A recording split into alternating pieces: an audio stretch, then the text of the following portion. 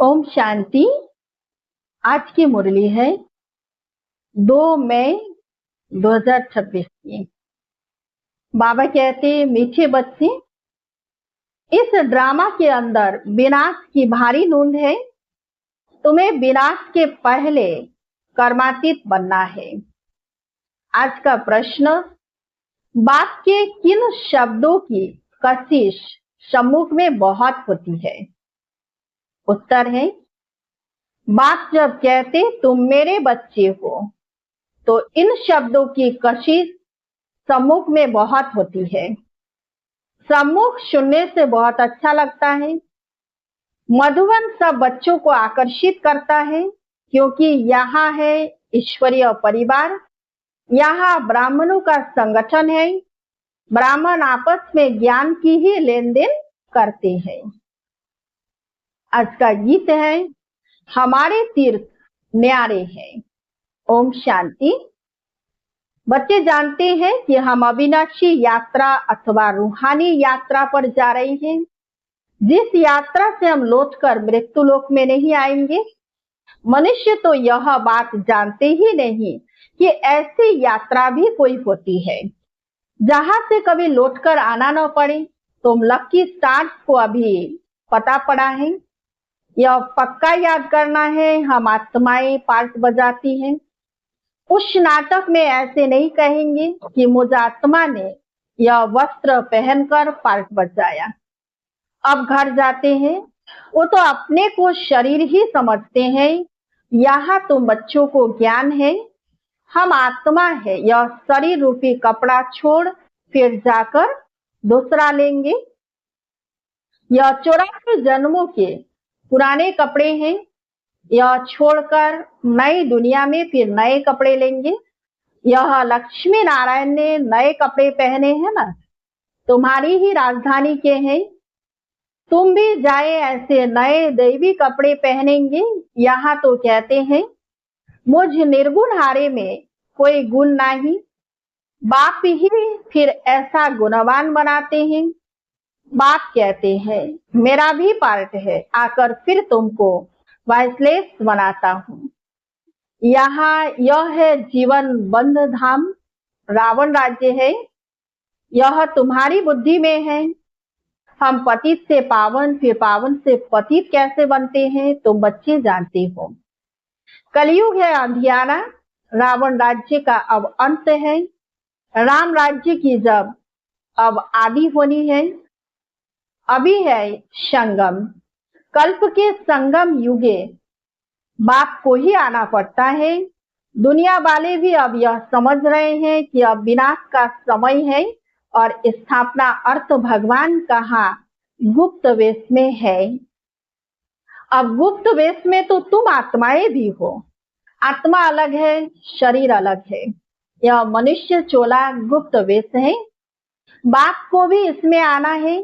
तुम्हारे शरीर पर नाम पढ़ते हैं, तो बाबा कहते उनको तो शरीर है नहीं। तुम भी आत्मा हो, वो भी आत्मा है। आत्मा का आत्मा के साथ अब मोह हुआ है। गाते भी है, और संग तोड़ तुम संग जोड़ेंगे। जैसे आप मोहजित हो, वैसे हम भी बनेंगे। बाबा बहुत मोहजित है। कितने ढेर बच्चे हैं जो काम चिता पर बैठ जल गए हैं। परमपिता परमात्मा आते ही है पुरानी दुनिया का विनाश कराने, फिर मोह कैसे होगा?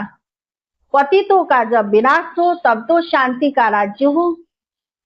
इस समय सुख तो कोई को भी है नहीं, सभी तमोप्रधान दुखी बन गए हैं। यह है ही पतित दुनिया। शिव बाबा ही आकर स्वर्ग की स्थापना करते हैं, जिसका नाम शिवालय पड़ा है।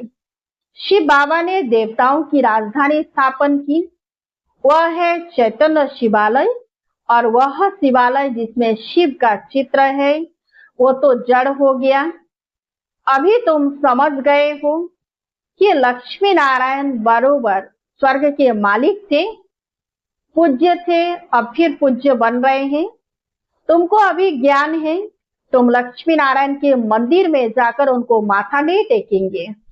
तुम तो उनकी राजधानी में चैतन्य में जाते हो, जानते हो हम देवता थे, अब नहीं है। जो पास्ट होकर गए हैं उनके चित्र बनते हैं। लक्ष्मी नारायण के मंदिर सबसे जास्ती बिरला बनाते हैं, तो उनकी भी सर्विस करनी चाहिए। तुम जो यह लक्ष्मी नारायण के मंदिर बनाते हो, हम आपको उन्हों के 84 जन्मों की कहानी सुनाते हैं।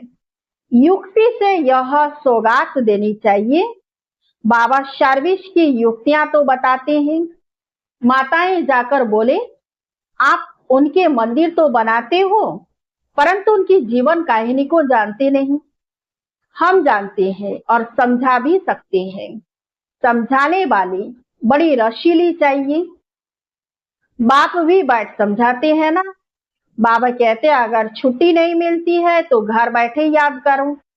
यह तो जानते हो हम शिव बाबा की संतान है, मुरली तो मिल जाती है। ऐसे नहीं कि यहाँ आने से याद की यात्रा अच्छी होगी, घर में बैठने से याद की यात्रा कम हो जाएगी। बादल आते हैं रिफ्रेश होने, तुम भी आते हो रिफ्रेश होने।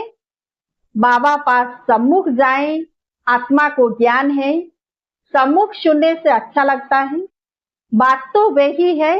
देखते हो शिव बाबा कैसे बैठ बच्चों को समझाते हैं।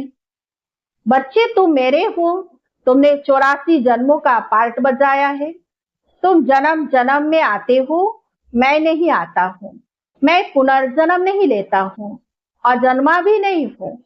आता हूँ परंतु बूढ़े तन में प्रवेश करता हूँ।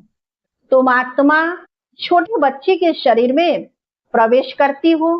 मैं परमधाम से आता हूँ नीचे पार्ट बचाने।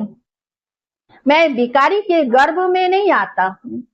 मुझे कहते हो तमेव मातश्च पिता, मेरा कोई माँ बाप हो न सके, मैं सिर्फ शरीर का आधार ले पार्ट बजाता हूँ। तो मुझे बुलाते हो दुख हर कर सुख देने के लिए।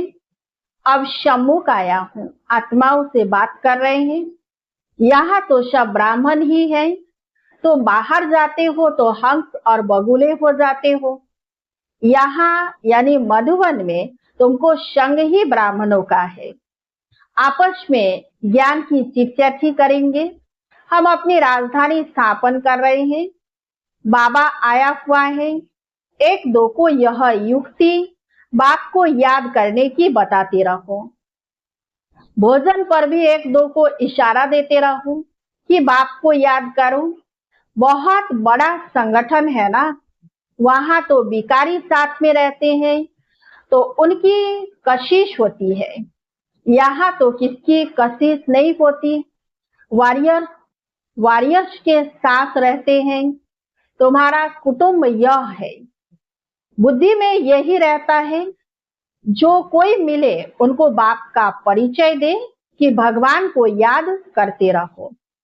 दो बाप है ना, लौकिक बाप होते भी भगवान को याद करते हैं ना। वो लौकिक फादर है। लौकिक फादर को गॉड फादर नहीं कहेंगे। यह है पारलौकिक बाप, जरूर गॉड फादर से वर्षा मिलता होगा। ऐसे ऐसे भू भू करते रहो। तुम ब्राह्मण हो ना, सन्यासी भी भू भू करते हैं ना। इस दुनिया का सुख काग विस्ता के समान है। कितना दुख है, वह तो है हठयोगी निवृत्ति मार्ग वाले, उनका धर्म ही अलग है। तुम जानते हो सतयुग में हम कितना सुखी पवित्र रहते हैं। भारत प्रवृत्ति मार्ग का था, देवी देवताओं का राज्य था। जो पवित्र थे वही पतित बने हैं। पुकारते भी रहते हैं, हे पतित पावन आओ, और फिर कह देते परमात्मा सर्वव्यापी है। हम जाकर ज्योति ज्योत समाएंगे, पुनर्जन्म को भी नहीं मानते हैं। अनेक मत है ना, दिन प्रतिदिन वृद्धि होती रहती है। यह भी बताना है कि सन्यासियों की वृद्धि कैसे होती है। नागों की भी वृद्धि होती है। जिसका जो धर्म है उसमें ही रहने से फिर अंतमति सोगति हो जाती है। जिसका जो जास्ती अभ्यास करते हैं, जैसे कोई शास्त्र आदि पढ़ते हैं, तो अंतमति सोगति फिर छोटेपन में ही शास्त्र कंठ हो जाते हैं।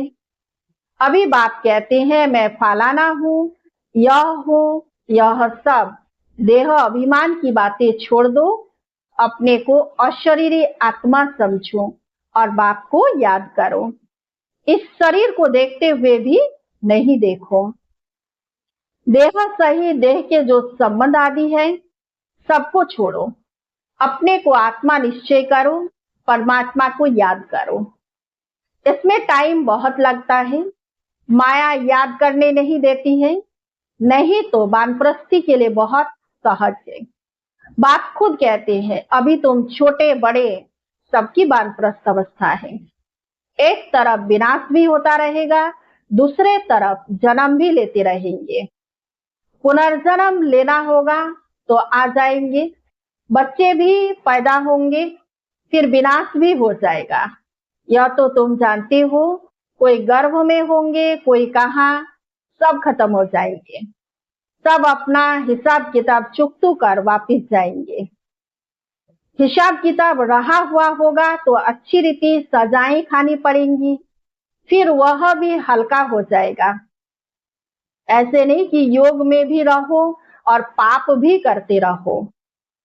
कई बच्चे एक तरफ चार्ट भी लिखते रहते हैं और फिर कहते माया ने मुंह काला कर दिया, माया ने हरा दिया तो कच्चा कहेंगे ना। तो बाप समझाते हैं कि तुम ऐसे समझो कि हम थोड़े दिन यहाँ हैं फिर चले जाएंगे। इन सबका विनाश हो रहा है। बाप कहते हैं मुझे याद करो तो विक्रम विनाश होंगे। अपना चार्ट देखते रहो, हम कितनों को रास्ता बताते हैं और पुरुषार्थ कराते हैं। तन मन धन से रूहानी सेवा में मददगार बनना पड़े। कहते हैं मन को अमन नहीं कर सकते, आत्मा तो है ही शांत। हम आत्मा अपने परम धाम में जाकर बैठेंगी, कोई दुनिया का संकल्प नहीं आएगा। ऐसे नहीं कि आंखें बंद कर अनकॉन्शियस होना है। ऐसे बहुत सीखते भी हैं, 10-15 दिन अनकॉन्शियस भी हो जाते हैं या अभ्यास करते हैं, फिर इतने समय बाद जाग जाएंगे। जैसे टाइम बॉम्ब होते हैं तो उनका भी टाइम होता है, यह इतने घंटे बाद फटेंगे। तुम बच्चों को पता है हम योग लगा रहे हैं, जब तमो प्रधान किचड़ा निकलेगा हम शतो प्रधान बन जाएंगे, तो फिर इस शरीर को छोड़ देंगे।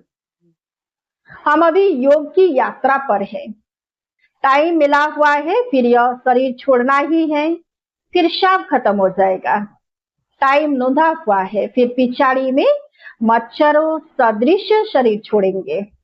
विनाश होगा, तुम कर्मातीत अवस्था को पाएंगे, फिर विनाश शुरू हो जाएगा। विनाश का बड़ा भारी सीन है, यह ड्रामा में भारी नूंद है। तुम जानते हो हमारी अवस्था एक रस रहेगी, खुशी में सदैव हर्षित रहेंगे। यह दुनिया तो खलास होनी ही है। जानते हैं कल्प कल्प संगम युग होता है, तब विनाश होता है। सिर्फ बॉम्ब्स नहीं, नेचुरल कैलेमिटीज भी मदद करती है। तो बच्चों को यह बुद्धि में रहना चाहिए, अभी हमको जाना है। जितना बाबा को याद करेंगे तो विक्रम विनाश होंगे, उच्च पद पाएंगे। Charity begins at home. कोशिश करना चाहिए कन्या वह जो पियर घर और ससुर घर का उद्धार करे। तो चैरिटी बिगिंस एट होम हुआ ना, सर्विस में लगा रहना चाहिए। बोलो शिव बाबा कहते हैं मुझे याद करो तो वर्षा मिलेगा, सीधी बात है। मुझे अल्प को याद करोगे तो स्वर्ग का वर्षा तुम्हारा है, विश्व के मालिक तुम बन जाएंगे। अब वर्षा पाना है तो मुझे याद करो। बच्चों का फर्ज है यह पैगाम देना, आगे भी दिया था, बताना है विनाश सामने खड़ा है, कलयुग के बाद सतयुग आएगा। बाप ही आकर वर्षा देते हैं, रावण नरकवासी बनाते हैं, बाप आकर स्वर्गवासी बनाते हैं। कहानी भारत की है, भारतवासियों को खड़ा करना है, पहले शिव के मंदिर में जाकर समझाना है। यह बाप नई सृष्टि रचने वाला है। कहते हैं मुझे याद करो तो तुम्हारे विकर्म विनाश हो। यह निराकार बाबा आए हुए हैं, ब्रह्मा द्वारा स्वर्ग की स्थापना कर रहे हैं। अब बाप और वर्षे को याद करो। 84 जन्म पूरे हुए, अब हम आपको बताते हैं। अब मानो न मानो तुम्हारी मर्जी। बातें तो बड़ी अच्छी है, बाप ही दुख हरता सुख करता है। थोड़ा ही समझाया यह चला। यह है तुम्हारा धंधा, मेहनत तो कुछ है नहीं, सिर्फ मुख से बोलना है। बाप कहते मुझे याद करो, देही अभिमानी बनो, शिव के पुजारियों पास जाओ, फिर लक्ष्मी नारायण के पुजारियों के पास जाओ, उन्हें उनकी जीवन कहानी सुनाओ। अच्छा, मीठे मीठे सिकिलधे बच्चों प्रति माता पिता बाप दादा का याद प्यार और गुड मॉर्निंग। रूहानी बाप की रूहानी बच्चों को नमस्ते। हम रूहानी बच्चों की रूहानी बाप दादा को याद प्यार और गुड मॉर्निंग। नमस्ते नमस्ते नमस्ते। धारणा के लिए मुख्य सार 1 नंबर है, तन मन धन से रूहानी सेवा में मददगार बनना है। शव को अल्प का परिचय दे, वर्षे का अधिकारी बनाना है। विनाश के पहले कर्मातीत बनने के लिए बाप की याद में रहना है। 2 नंबर, बाप समान मोहजीत बनना है। आत्मा का आत्मा से जो मोह हो गया है उसे निकाल एक बाप से लगन लगानी है। आज का वरदान, सर्वशक्तिमान के साथ की स्मृति द्वारा समस्याओं को दूर भगाने वाले परमात्मा स्नेही भव।